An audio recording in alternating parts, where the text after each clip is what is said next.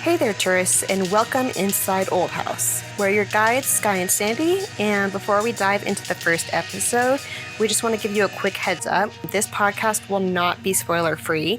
If you haven't yet read We Used to Live Here by Marcus Kliewer, we highly recommend you pause this episode, grab the book, and come back when you're ready, because we'll be diving deep into the story's twists, turns, and secrets, including the Poltergeist Extended Universe documents and short stories. I've been looking forward to talking about this book so much, and everyone has a unique story in how they've fallen down the Old House rabbit hole. Sandy, what's your story? Yeah, so I think I saw it initially on an Instagram story. So some, influencer had posted it and I was like, oh, that looks interesting. So the cover kind of caught me first, and then I tend to go onto Goodreads and look at the reviews and try to kind of see what everyone's saying about it. And it, like, the synopsis and then the reviews were pretty good. So I actually sent it to my best friend. I was like, hey, we should read this for book club. And that was actually the start of our book club. So we did that, and then I read it. And so what I like to do is I like to listen to the audiobook as I have the book in front of me, and I kind of follow along, just because there's sometimes differences, and sometimes the voice actors are really good for some books. Anyway, so I didn't actually notice the Morse code in this book until like 3/4 of the way through, and then I was like, wait a second, is that Morse code? Because in the audiobook, it does like the sound for Morse code. Yeah, I read it and I was like so excited to like talk to my book club about it. And then I got to book club and nobody else noticed. I know, I was like so sad. I was like, no, none of you noticed like the messages and the Morse code or anything. And I was so excited. Everyone was just looking at me like, you're crazy, girl. So I was like, okay, fine. I'm just going to enjoy this myself. But I mean, like, the updates on this book now, I have to say, are like a standing item on the book club agenda. So every time we meet, it's like, Sandy, what are the updates? Like, what's going on with this book? So it's fun. And then I like went down this whole rabbit hole when I was like trying to figure out what else was going on with the book. And that's when I found the subreddit. And I was like, oh my God, there's other people that actually recognize all of these things. So that was super fun for me. And like there was so much done already. I think this was August and the book was released on June 18th, I think it was. June 19th, of this year. June 19th, June 18th, whatever it is. Sometime in June. Yeah, close enough.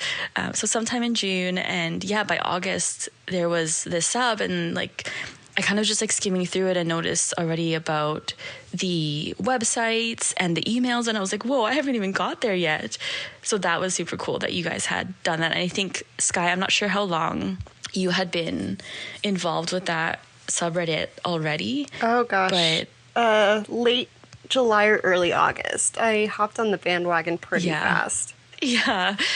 So that was super cool. And I think so I remember my first interaction with you was when I had commented, someone was like talking about the ciphers in the hoax doc. And I had mentioned like, oh, Marcus had said that they're not decipherable at this time. And you had messaged me and was like, hey, like, where did you see this? And I think that was our first interaction. If I'm not mistaken. Right. That's right. I forgot about that. I was like, okay, so as a librarian, I am obsessed with like citations and like where exactly. So that's looking back, I probably was kind of nuts being like jumping. Tell me exactly where you found this page and paragraph. Yeah, like source this. Like, I need a source. Is this credible? Like, what are you saying? So yeah, luckily Marcus had actually responded to somebody else on a different sub, like, I don't know, horror. I forget what it is. Horror lit? I don't know. Another subreddit. And I had somehow stumbled upon that. So that's kind of like the start of how Sky and I got talking. And then we kind of just, she's very active. For those of you that have been there, she's very active on the subreddit. So she was someone that I kind of just like, I think we just naturally, I don't know, maybe you messaged me first. I'm not sure, to be honest. Go back and find that later. Yeah, we should actually. I should have done that in preparation for this episode, but that's okay. And then, we've kind of just been talking since. And then, I came up with this crazy idea. I was like, hey, we should do a podcast. And here we are. I'm glad. It's so much fun being able to talk with someone about it. I have similar experiences with like telling people about the book and just getting not a blank response, but like, oh, hey, that's cool. And then nothing. So it's, right. It's funny because it's like something you think is so huge and it's like monumental, and it's not the same perspective from other people. Yeah, exactly. People just stare at you. They're like, cool. All right. Although I do have to say, I was at work one weekend when all of this stuff, I think it was, October? No, it's November. So October, that third week in October when a whole bunch of stuff happened, I was at work that weekend. And so I was on the Old House wiki and I was like looking at the photos and I was trying to find the hidden messages, right? Yeah. And my charge nurse comes by and he's like, what are you doing? And I was like, clearly not working. I'm like, so I tried to explain to him what was going on. He's like, okay, cool. And then I walked away from the computer because a patient called. So I went to go help the patient. And he's like, it wasn't an emergency. It was just like, a simple thing. So I was in the room and he kind of like pokes his head through the door and he's like, Sandy. I was like, yeah. And he's like, I found the message. Do you want me to like leave it on the screen for you? Or do you want to find it yourself? I was like, no, leave it. So then I came back and there was a sticky note on the monitor with an arrow pointing to where the message was in the photo. And I was like, this is great. That's amazing. You never told me that. That's so cool. No. Yeah, I forgot to tell you that, but yeah, it's so times like that, I'm like, oh, this is fun, when people can get as excited as you are and like match your energy kind of. But he was super chill about it and he like didn't care. He was like, yeah, I found it. I was like, oh, great. Old House bringing people together. It wasn't working. Yeah, exactly. Okay, clearly you got into this book sooner and it's probably because you work at a library, but like, how did you find this book and kind of deep dive into where we are now? Definitely because I work at the library. So a big part of my job is keeping on top of trends and seeing what's going to be popular, what's coming out soon, keeping track of what has been, what we've gotten in recently. So I was looking at the books that we had ordered that we probably even before the book was released, I think my library ordered it maybe in May, maybe early June before the book was released. Okay. So we were going to be getting the books in the library around the release date. And for my patrons, I work with patrons who actually can't get to the library physically, which could be for any age, illness, or disability reason. But most of my patrons are older. And for a lot of them who can't use the internet, they'll tell me what they like. Like, oh, hey, I love mysteries. I love horror. I love romances. And I'll be like, great. And so as I work with them, I'll find books based on their taste because they can't go and see what's new. Long explanation. But I was looking at the new... So nice. Yeah, I love it so much. I love my job so much. Yeah. I was looking at the new mystery thriller books, and I stumbled across it, and I was looking at the description. I was like, oh, that's cool. And I didn't know anything else about it. I put a lot of holds on books. So I just decided to do it on a whim because it sounded cool. Coincidentally, after I read it, I recommended it to my patrons. I recommend one book a month, and it immediately became the #1 most requested book that I've recommended since I've been doing this for a couple of years. That is amazing. And I'm like... why are you basing my personality off of this book? But I'm here for it. That's true. But my patrons love it. I love it. So it's very well known within my library now. That's amazing. So I got the book. I was reading it, and I noticed the Morse code right away, actually. I've been a part of an ARG before, and so right when I saw Morse code, I was like, this is suspicious. So I didn't even read the book. I just flipped through to every single document and wrote it all down. Yeah. I just skipped everything. I was like, okay. And then I read every document first because I'm a cheater. Oh. And was like, this is suspicious. I'm doing all of this first. They didn't really make sense out of context, obviously. But I had the Morse code. I pored over that map. And I didn't even finish the book before But people who have been on the Reddit for a while probably have seen that picture of a very tabbed book and binder. I made that before I finished the book. Oh, wow. And I read it, and I kept it as long as I can. We only have 3-week checkouts, so the very last day I was allowed to keep it. I finally returned it and went and bought the book. And that's when I put it all together. Nice. But yeah, I started my conspiracy binder and found the Reddit pretty quickly. It was nice because if you Googled Old House Archivists, like that's the first thing that pops up. So finding that was pretty easy. And then I started diving really deep. So I came up with a lot of crazy theories that I've posted. I'm really happy that you found where Marcus said that the code wasn't solvable, because I was learning like because I had an idea that it was either going to be Norwegian or Italian, because both of those were mentioned in the hoax document. And so I was like learning the basics, like basic words, seeing if I could match it to any of the glyphs. And I had a whole sketchbook full of like guesses. So I'm very glad that you saved me from my hours of work from that. I think a lot of people were using ChatGPT to try to decipher these ciphers too, right? Like they're just posting them and be like, hey, what does this say? People were just like grasping. You know? I love it. That was the most tantalizing thing. Like the whole book was so amazing, but like that was like the biggest, we never got an answer for that. And we all really wanted it. It was so almost like a relief when we were able to solve that. But that's pretty much it. I got the book, I obsessed over it, and I am still obsessing over it months later. Yeah, that's exactly it. Yeah. How many months later? Like, gosh, what is it? August? July, August, September, October, November. At least 4 months. It'll probably be another year more. I'm obsessed about it too. Yeah, exactly. No, even longer, because once the next book comes out, like we're going to be just as obsessed, and it's going to start all over. Yes. With that book. And then how does it relate to this book, and how does it relate to all the short stories, and not to mention the movies. Oh, and the movies too. Yes, that's right. Although I don't know how much will be in the movies, because I don't think you were on this Q&A, but that book club Zoom meeting with Marcus, he did mention that he didn't want anything really to do with the Netflix movies. Yeah, because Marcus is pretty vocal about this, and like how much anxiety he has, and how much Eve actually kind of also portrays who he is a little bit as a person. So he kind of just mentioned, like, when movies are created from novels, like even if you write the screenplay and stuff, a lot of the times this is what he said, he's like, you can pour your heart and soul into that script, and then like the producers and the actors and everyone will come in and basically be like, no, I want it this way and I want it that way, and then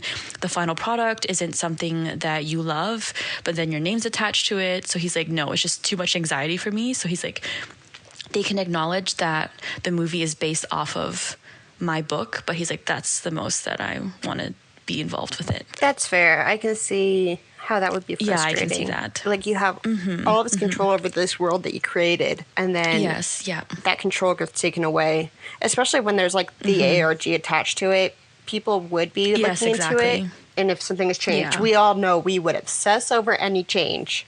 Exactly.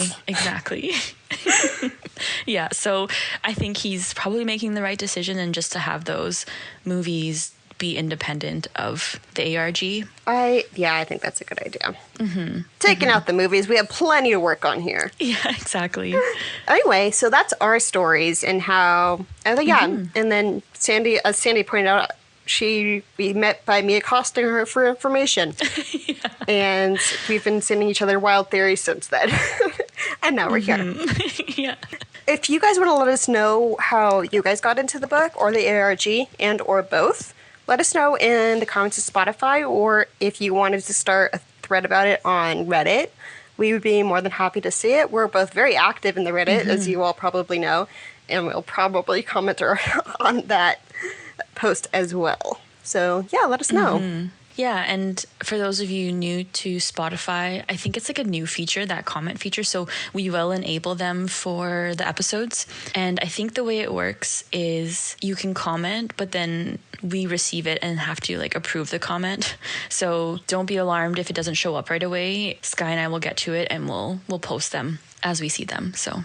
All right, so with how we met out of the way, this first episode we just wanted to focus mostly on the map, and then in the next episode we're just going to start with the plot of the book. But the map has a lot in it, which is really, really fun. So before we even start with Eve's story, there I go talking too fast. So the map is the first thing we are kind of introduced to with Old House. And it's most likely a combination of the maps and documents that are mentioned on page 145 in chapter 13, Stranger. So Eve is following Shiloh. Shiloh goes into this strange cabin in the woods, and it's unlocked. So of course she wanders into it looking for her dog, as I would have done. But here's the quote directly from the book. The wall and the door were covered, floor to ceiling, with maps and blueprints. An insane collage of conspiracy, all coated in dust. Eve narrowed her eyes and drifted closer. Most of the maps were of Kettle Creek and Yale, but some were different states, cities, countries. Yet they all seemed to be connected, forming one big convoluted chart unified by black ink pathways, arrows, and baffling notes. A lunatic's labyrinth. And a labyrinth this may be, but let's see if we can wind our own ball of thread through these documents and break down what we see. So Marcus informs us in the acknowledgments that his sister, Jessica McDonald, is a architect, which is really, really cool. And she actually created this beautiful map artwork that we see in the beginning of the book. He's actually posted it on Instagram, hanging on his wall once. Mm-hmm. She made the hand-drawn house layouts and used public domain images to create what we see, as well as found an antique typewriter to type all of the notes there, which is incredible dedication. Yeah. And this art piece is amazing. Let's just start with that. Mm-hmm. So, starting with the notes that Jessica made, did you notice that they seemed really similar to the notes in the signed books? Yes, very much so. But I don't know, there's no, we've also got signed books, like you and I, and there was nothing in ours, and I was so disappointed. So I'm not sure when they choose to do these things. You know what I mean?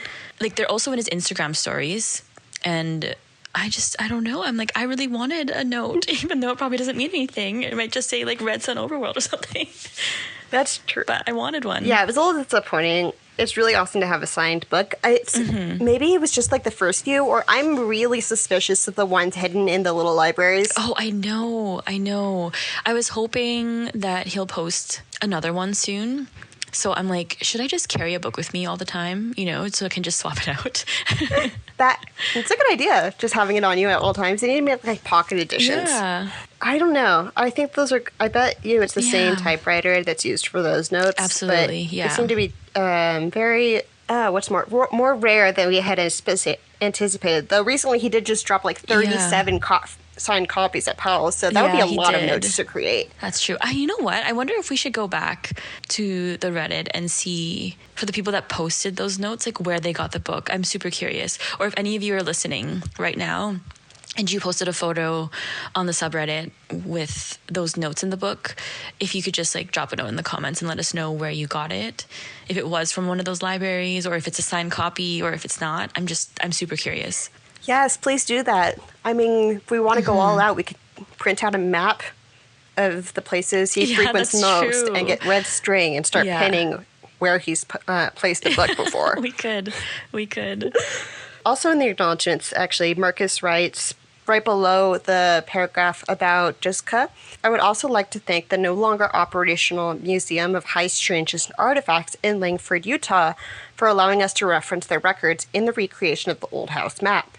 And as far as we can tell, that museum, while the city exists, that museum does not exist in our timeline, although apparently it does in Marcus's, if supposedly Jessica used the notes to recreate the map layout. Right. What do you think about that? I think this definitely plays into the ARG, and he was, brilliant, I would say. Like, I never even thought to look at the acknowledgements, to be honest, and I think maybe you were the one that posted it about Marcus actually saying later on in the acknowledgements about having a tour of one of the wings, and like I didn't go through the acknowledgements because I didn't think that there'd be anything in there. So I think it's super cool that he's added like little tidbits for us to obsess over in the acknowledgement section of the book. But I do think by him saying this, it does kind of align with our theories about there being multiple timelines, and that there are, I'm not sure what it's called. Like parallel worlds? Yeah, basically. I'm trying to remember who, because I will admit I did not find the acknowledgements first. I believe it was either Undercover Clover, Skating in the Corner, or Listener of Lore that mentioned it first to give all credit where credit is due. Yeah, so kudos to you for like looking at that, because I totally ignored the acknowledgements. And whoever did, if I'm wrong with any of those three, please let us know, and we'll give you guys a shout out, because I don't have my Reddit on me, and I can't go find out who it was right away. But we wouldn't have found that without you pointing out the fact and reading the acknowledgements. There's a lesson here. Always read the acknowledgements, no matter what book you're reading. Everything from start to finish. Leave no page unturned. The Museum of High Strangeness Artifacts is interesting because it makes me think of rare toys. Tom York mentioned in one of the emails that all of the toys that are kept in Faraday cages, which is a topic for another podcast because I will go into a lengthy info dump about that. They are kept at the Founder's House, which it sounded like, I'm trying to remember the specifics of the email, that it was set up in a museum-y type way. And that's right. This high strangeness artifacts, strange toys. So I'm wondering if there's a connection there. There might be. You're right. So I guess we'll have to see and kind of keep an eye on that. And then also it could be that the High Strangeness website is the website perhaps for this museum. It's interesting though, because if these documents for this art piece were in this museum, but they were also in the cabin, were they there at the same time, just in parallel worlds? Is the museum in the same timeline, but like future or past? But then they were stolen supposedly from the Yale City Hall. So how are they there in both places? One story, I guess, is that City Hall was burnt down, and that's in one of the fire docs. But there's like some argument there about whether or not that's true or they were just stolen. But then there's also, I don't remember what chapter this is, but I think it's near the end when Eve or Emma is talking about like that cabin in the woods, and someone comes back and says like, no, it's burnt to a crisp. So like all these documents would also be burnt, right? That's a good point. I forgot that the cabin was burnt. Yeah, Heather mentioned that the fire of the City Hall was, I can't remember the term, she used like a myth, or it was faked to hide the fact that the documents were stolen. Which it was interesting they were stolen, because it seemed like they would all be a matter of public record that you could probably just pay to have a copy made for you. So why steal them? Or was it to steal the originals so that like that information was just gone? But the cabin, someone just snuck into the cabin, stole those specific documents and left, committing arson to hide the tracks. Right, exactly. Maybe they stole all these documents. It ended up in the High Strangeness Artifacts in Utah, the museum, and they just burnt down the cabin to make it seem like all that information is gone. It would be really interesting if the museum is no longer operational because it was also burnt down. Oh, yeah. That would be super interesting. I wonder. Because you said that's actually very interesting. No longer operational, yeah. I guess we don't know why it's not operational. Maybe it burnt down as well. We'll have to put that in the back of our heads. Yeah, we will. I'm going to make a note for us. We could probably go on and on about the theories surrounding this museum, honestly. But moving on to the physical map, which we probably should actually just go do something about this museum later. The map actually has 7 different documents compiled to make the image that we see. And that's just based, and with the images, like, we can only, like, honestly, I got a loop, which is like a little magnifier used to like magnify coins and stuff to try to find where all the tears were. I think there are 7 different pieces of paper. If I am wrong about that, please let us know. Most of the maps are free domain maps from the internet, and most likely not connected to the mystery. These maps include like the map of, please correct my pronunciation, Winnipeg, is that right? Yeah, Winnipeg's right. Yeah. Winnipeg, Canada, London, and then the Romanian Psych Hospital. And then Baker City, which is not Baker City, Oregon, by the way. I was a little bit disappointed about that state pride. But it's a map of, I'm sorry, Australia, if I pronounce this wrong, Ipswich, Queensland, Australia is the Baker City map. And I were able to find most of these maps, the exact ones from the internet, except for the London one. And so I think that they were just used because they were free public domain documents. Yeah, so they're probably not connected to the mystery. But do you think any of them are? Probably not. I think it was probably just used to create this image, which is fine. It makes it kind of fun because I got my mom and my aunt into the book as well after I like discovered all these things. I was like, you have to read this. And so I had sent that image of the Winnipeg map to my mom because my parents are from Winnipeg. And she actually so if you guys see the map, there's like an X on the map, the Winnipeg map that's drawn in. And she actually went to that location and she messaged me and she's like, I'm so disappointed. It's just a building. It's just an apartment. There's nothing here. Yeah. And I was like, oh, Mom, you're so cute. So there's definitely nothing related to the book with the Winnipeg map. I can't speak for the others, but I just thought that was super cute that my mom messaged me and she actually went to the location. I love X that. on the map. Yeah. I'm glad she didn't get sucked into Old House. That would have been really sad. I know. That's amazing. I'm glad you have such a supportive mom to help you with this book. Yeah. I did not go to any of the locations, but I did look up the X's in London, which is not, there's no underground shopping mall there. It is also just a building, although that may just be in our timeline. That's true. And then, you're right. I don't remember the X on the quote-unquote Baker City one in Australia was like a town hall. It was like a very historic building, but I can't remember off the top of my head what it was. But most likely, again, not related to this. I think that the X's are like where shortcuts lead out of. Yeah. Or maybe it could just be that they are specific, very Old House specific locations too. I guess note 11, speaking of the X, the London one, seems to be a direct reference to the Maplewood Mall short story. Right. The note says something like, the malignant presence here feeds off of anxiety, and that seems to tie really well into the malignant presence feeding off of Charles Bastian's anxiety and mimicking anxious thoughts. I just thought that was really interesting, and he does have a lot of nods to his short stories throughout the book, so... He does.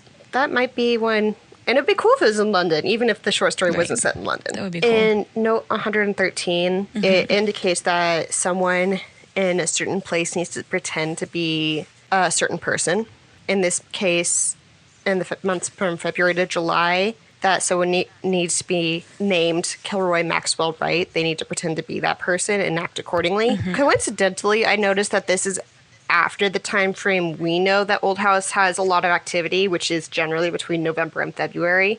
That's true. That was an odd one. Maybe time can't necessarily loop between the months. We know that the activity is more frequent when it is cold and dark, which is why I think that this story was set in the Portland area near what I believe is Mount Hood, and which gets really cold and dark in the winter. And then the next one is going to be in Seattle, which is even more rain cover and more days of darkness. Canada comes a lot, which definitely has more than we do. Maybe they tried to find places where they can have as much activity for the longest time possible, where there is a lot of people, because they could go to those places where it's night all the time during the winter, but not a lot of people live out there. Yeah, exactly. That's true. But maybe time can't loop between those months. So for the summer months, they need their anchors or their hosts to go and live normal lives essentially until they can bring them back to do the job. And that could be the Kilroy Maxwell Wright. I thought the Kilroy Maxwell, I should have brought up this email because I remembered it, but one of the toys, I think it wasn't Quacks. I think it was one of the monkeys. Tom mentioned that two people in the office one called it Kilroy, one called it Maxwell, which I thought was interesting. So those may be important names. Or an anagram if anyone wants to try that. I know, I was looking at that and I was like, I don't know, because we know that Marcus likes anagrams, and there are some throughout the book. I don't know, is that? I've been looking at the names. I've written down the names and trying to figure it out, but I don't know. I'm not the best at them. Same. I'm not great with word play like that. But it's still bugging me. Who is Kilroy Maxwell Wright? And what do they mean by act accordingly? I'm so curious about that. And I don't know, maybe we'll never find out what this means, or maybe it will be revealed at a later date.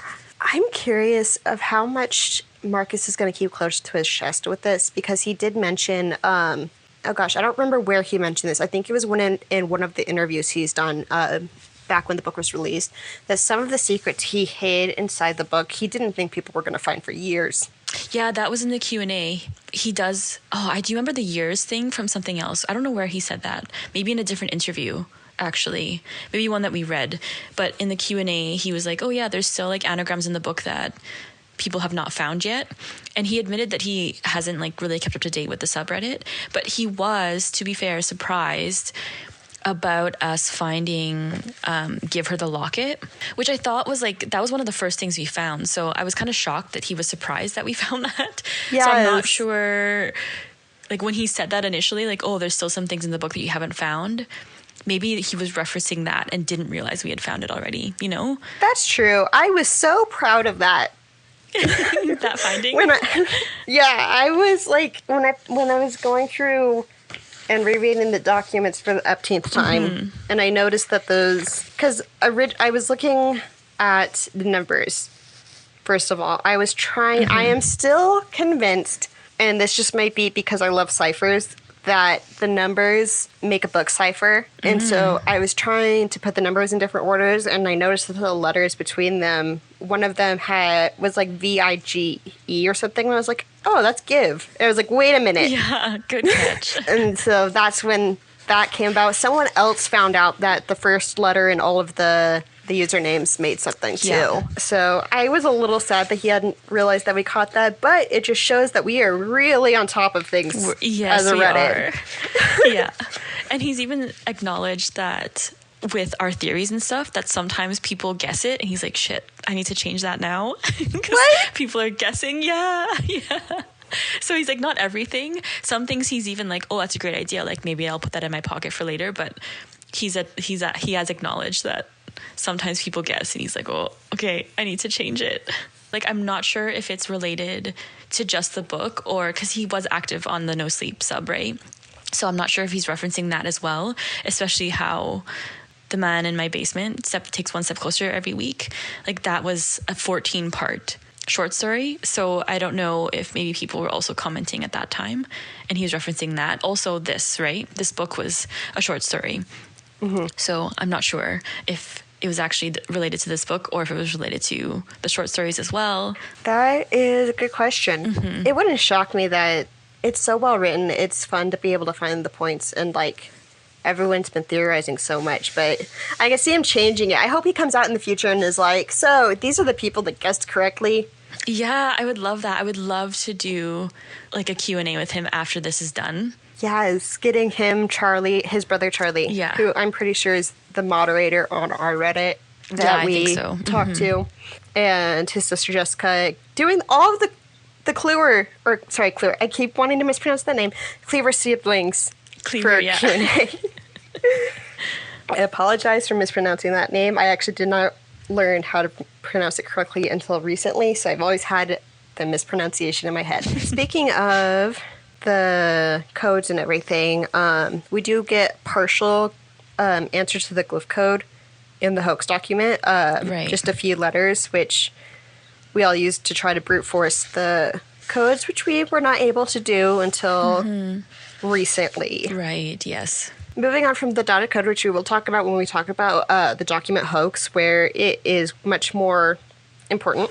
There is a dotted line that goes from staircase, the word staircase, in note 28 on the Romanian hospital map, through a rectangular building, it looks like, down a path, and between two squares before leading off to the edge of the map. It seems to be that while we have a pretty amazing view of a lot of different things at once, that there may be more pieces that we don't see. I wonder if the next book will have like another map or a continuation of this that we could put together.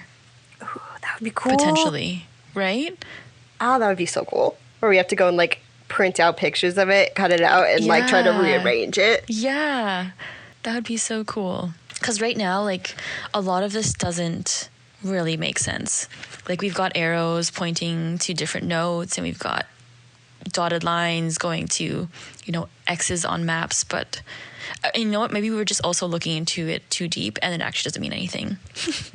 Occam's razor. I say this in a lot of posts, but I am allergic to Occam's razor, and I will never look at things simply. which is why the Norwegian anagram we will talk about in the hoax document did not come together as quickly as it could have, because I wanted to make it as difficult as possible. Oh, yes. But still, kudos to finding that.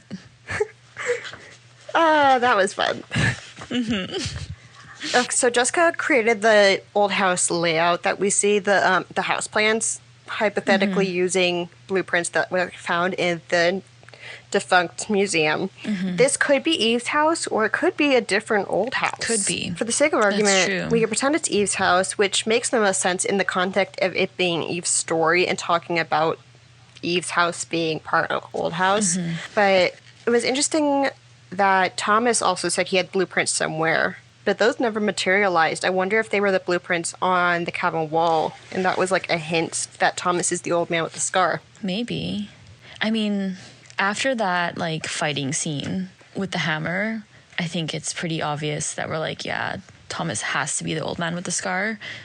Especially with in the chapter when we are first introduced to the old man, he like doesn't even want to look at Eve, right?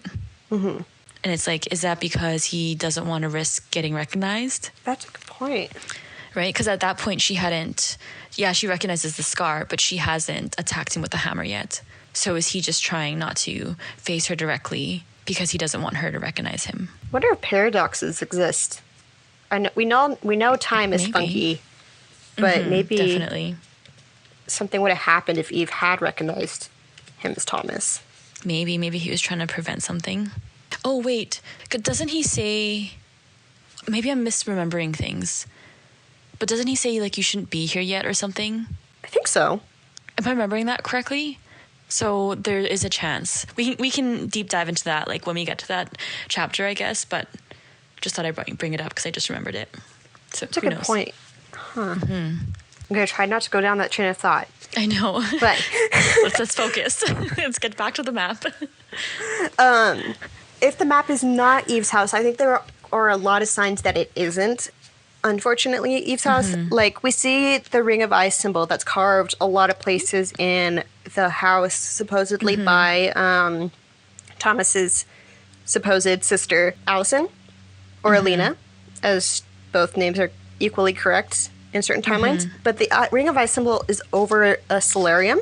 At least that's what it's labeled on the map. But I don't recall Eve ever talking about a solarium in the house. Yeah, me neither. I wonder if that is either a nod towards the Red Sun overworld phrase we keep hearing, or the fact that the entity is less powerful in the light, or it's also reading too much into it.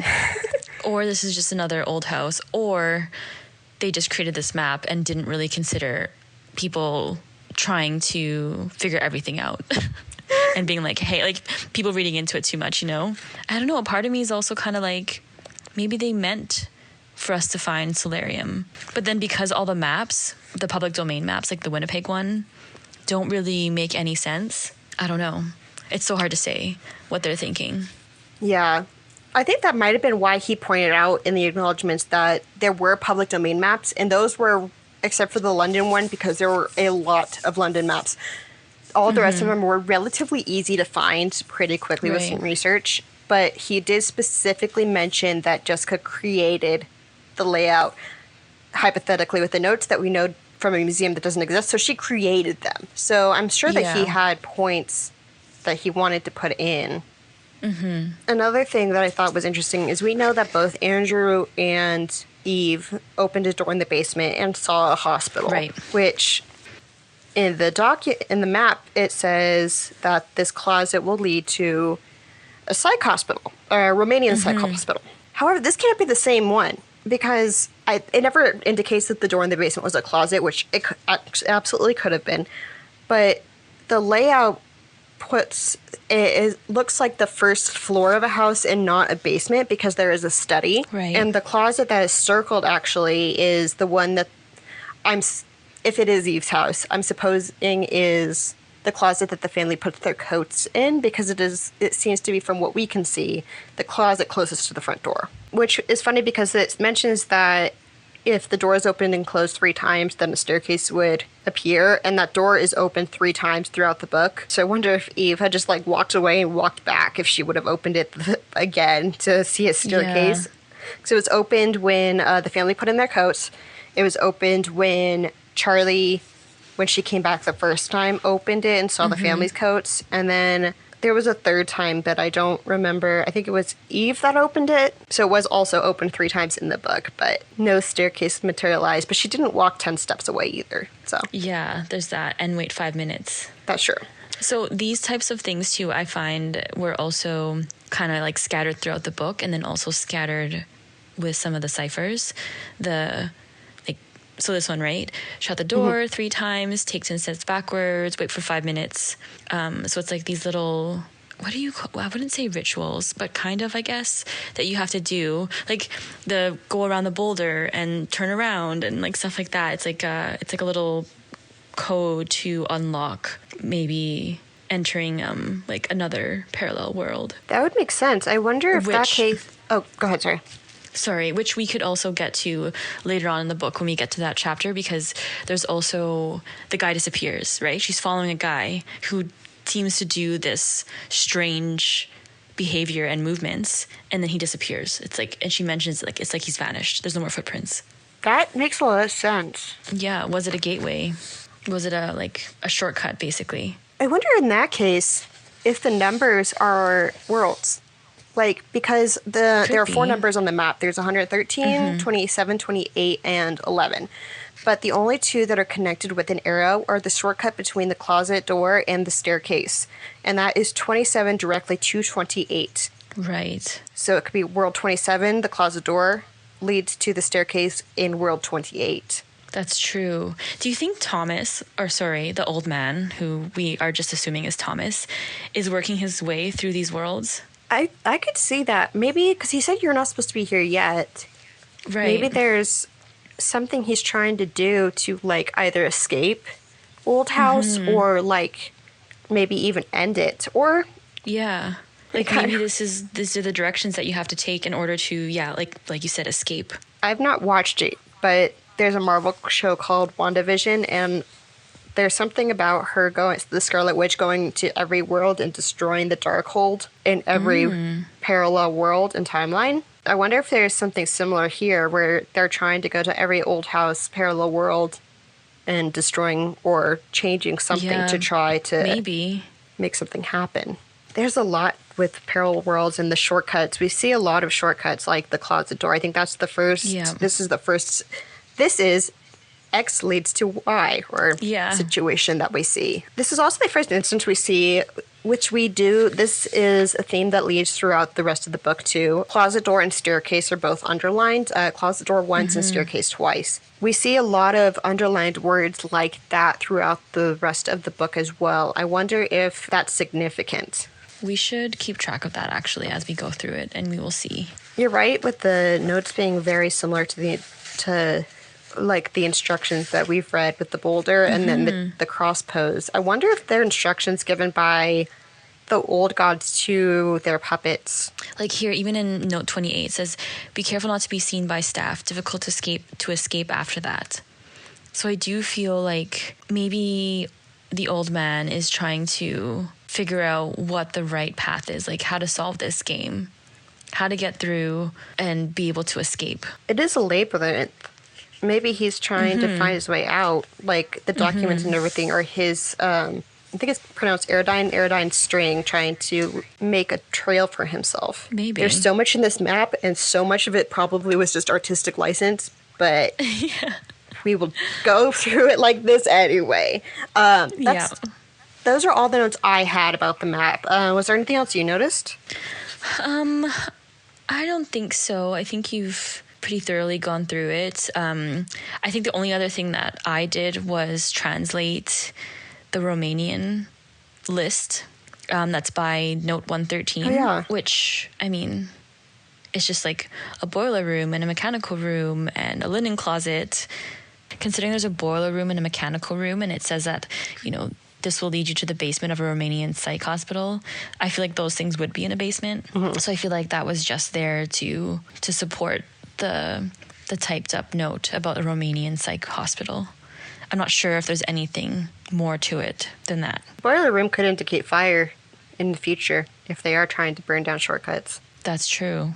I wonder if we'll be able to go through. I mean, we know that Eve gets transported to different times and or places within like the 5 kilometers in Old House, but she's pretty much just in her old house. But I wonder if in the future book, like the Caretaker, if we'll see more of these maps coming into use where they do travel elsewhere. Yeah, maybe. That'd be pretty cool if they did. Old House is saving, like, they can make a fortune creating teleportation, so travel is easier for people.